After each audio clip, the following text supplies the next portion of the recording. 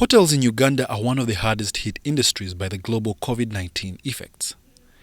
Being one of the country's biggest employers, the sector stakeholders are concerned about the status of their businesses and workers.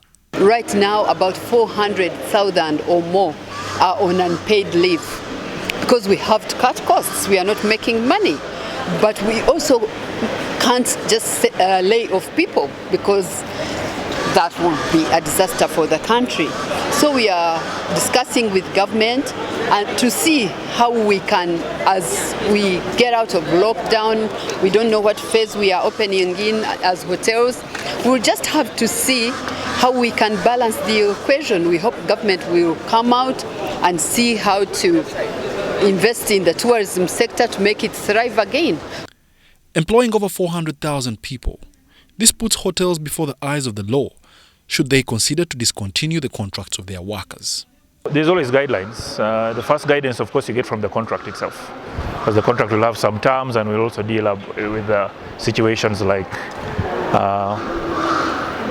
termination or leave or other things. So you try to find a solution within the contract. But then there's also the law, which gives general guidelines. And the law particularly becomes more relevant when it's dealing with situations where larger groups of people are being terminated as opposed to individual groups or being retired. Despite all the impeding challenges, the industry is bracing for the end of the lockdowns to enable a cash flow revival. And until borders and airports are reopened, yes, definitely is the local market that we will be targeting.